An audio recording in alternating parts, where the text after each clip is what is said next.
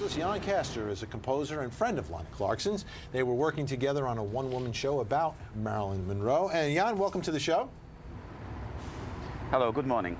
Tell us a little bit, did you know Pumpkin Pie? Because Pumpkin Pie has come into court and says she's very, very close to Lana Clarkson.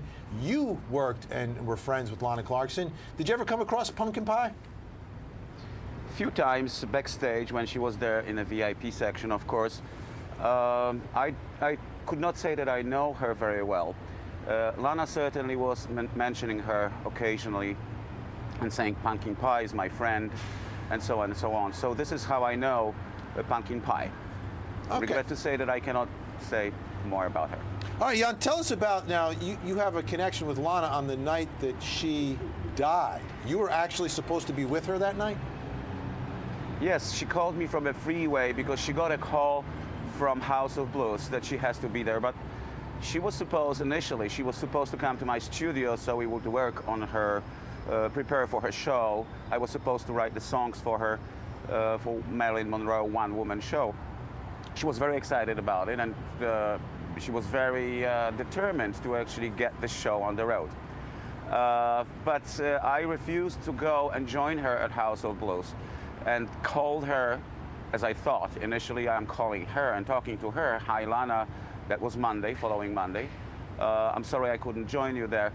And I heard on the phone, who is this? And that was her mother, who was telling me, this is not Lana, this is her mother. I said, could I speak to Lana? I'm afraid there has been a tragedy, she explained to me, but I cannot tell you what.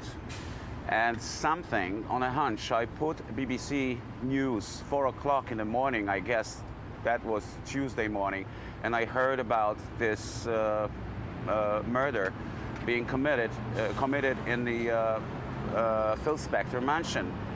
Somehow I connected the dots, and yes, I was right. It was her.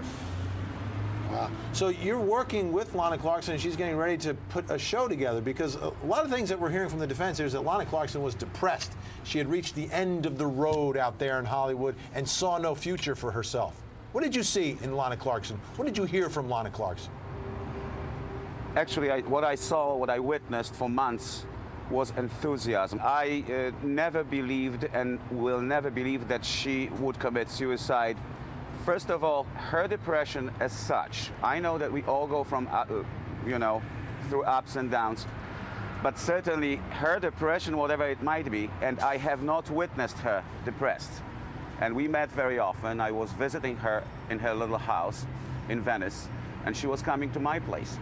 She has never, ever been depressed. She was actually quite exhibiting this kind of very, very joyous energy. Things are going to be better. Things are going, I don't mind doing what I'm doing right now, hosting, being a hostess in House of Blues.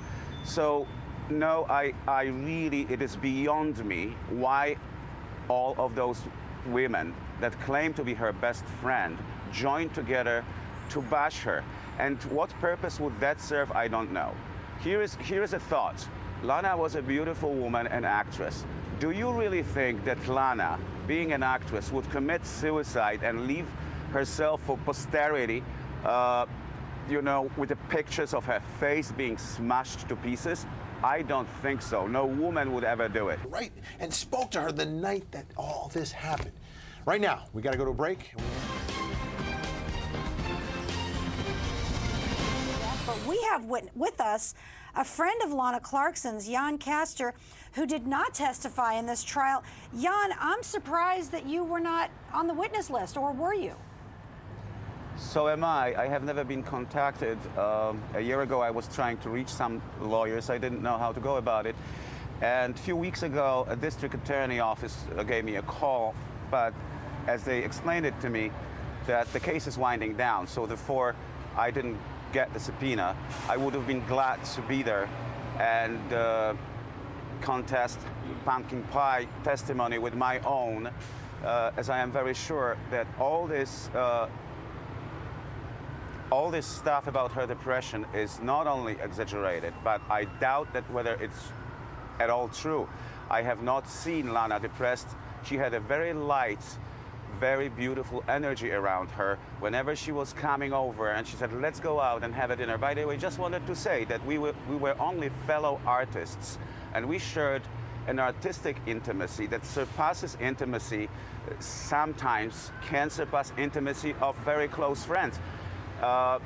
If I am to collaborate with somebody and write music for somebody, I have to know the emotions of that person. This is my job as a film composer, as a composer, to extract those emotions from people and put them in music notes. And you know what impresses me, Jann, about what you're saying is, contrary to the testimony about her being depressed, it sounds as though she was brimming with creative ideas that she was working with you on. She had this idea about a one-woman show about Marilyn Monroe. You know, we heard about her being fired from a play, Brentwood Blondes, where she was supposed to play Marilyn Monroe. We know she idolized Marilyn Monroe, and here she comes up with her own show that she's working on with you, and this is just before her death.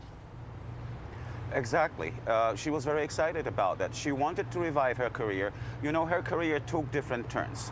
She was very popular at one stage, at one time, and you know, she was working with Roger Corman, that everybody knows. And I believe that even though their career might have been kind of going through a hard time, it was quite opposite. Her own attitude towards that was, I'm going to get even better than this. This is actually a blessing in disguise that I have to struggle for a while, because now I have so many different ideas how to do new things in my life. She was extremely, extremely excited about those things. And I really, really do not understand what is going on about and why build a case on her depression just like that. Okay, so Jann, let me ask you this. Did she ever drink around you? No. Because you guys were working together, so that wouldn't be a drinking environment. Because what we've heard about the depression is when she drank, you know, her day friends and her night friends. And when she's with her night friends and she drank, then she expressed how depressed she was. Could that explain the difference between your experience of Lana and, say, Pumpkin Pie's experience of her? Well, take a look, you know, some other people around her, I would say, look really manic depressive. Lana was always like a sunshine. And she, I've never shared a drink, not a glass of wine with her. I am a smoker. I remember that she would give me a hard time about me smoking, and she would throw me out, you know, on the porch when I was visiting her at in her house, when she was actually so excitingly packing her DVDs, selling things, and marketing herself. She actually told me about Craigslist, how she's getting jobs, and at the time I didn't know the Craigslist thing. So no, that was just pure enthusiasm, and I really, really cannot emphasize enough. If there was a drop of depression, I would know about it. And yes, we do have sometimes depressive mood. Everybody does. It's normal. Yeah, well, true enough. You know, Lana Clarkson's state of mind is at the heart of this case. The defense says she was on the verge of a breakdown, but prosecutors say the actress hoped for a breakthrough. Up next, we'll take a look at the video she left behind.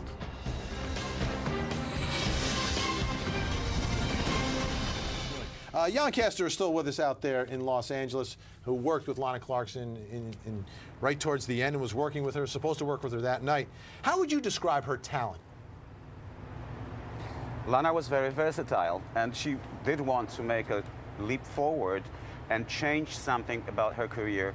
Of course, she would say, I've been there, I've done that, time to change my image and time to move forward.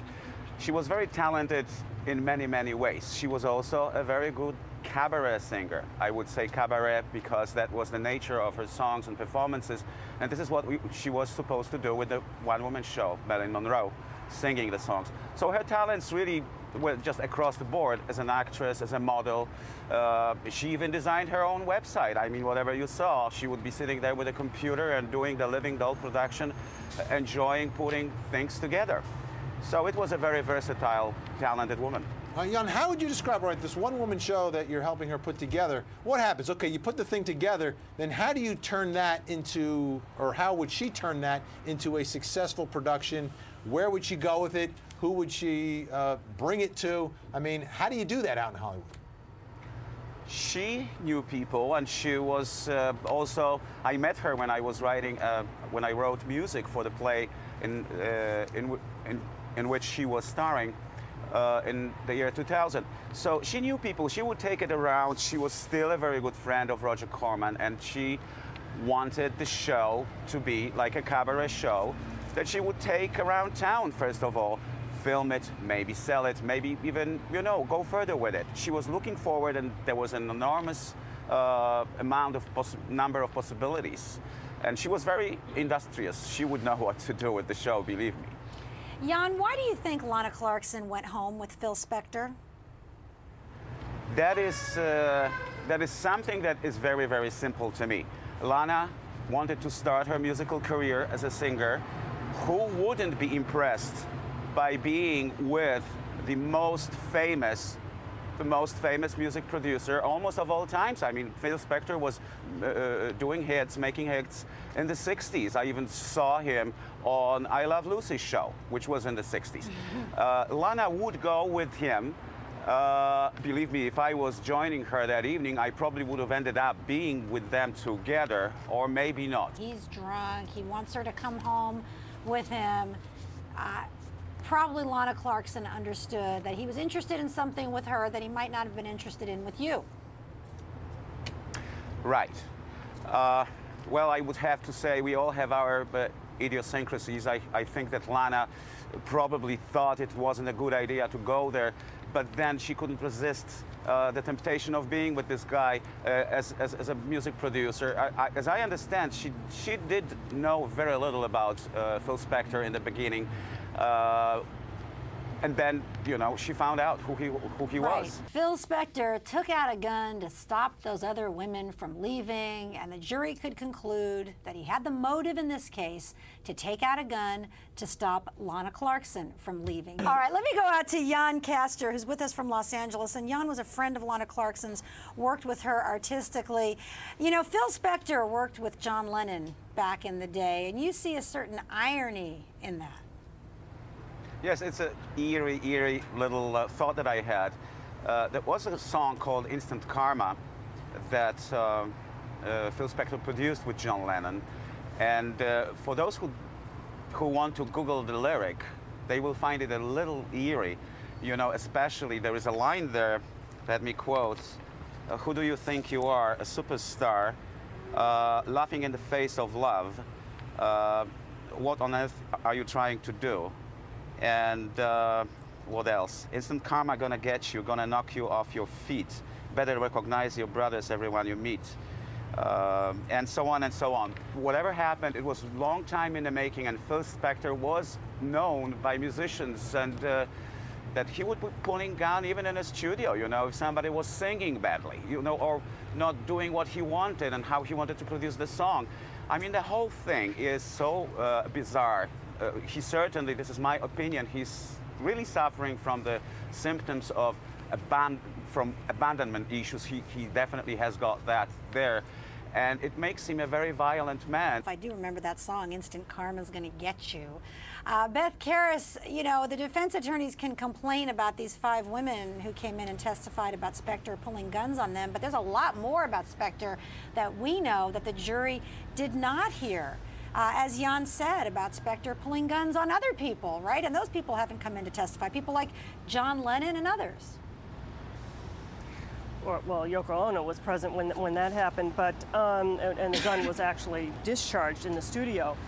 The prosecution did attempt before trial to get in the testimony, not just of these women. At the time it was 4. They learned about the 5th one later.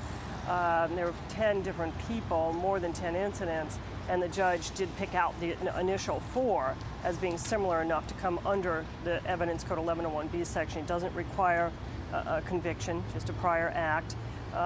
But let me tell you, he would have really been slammed if all of those other incidents got in.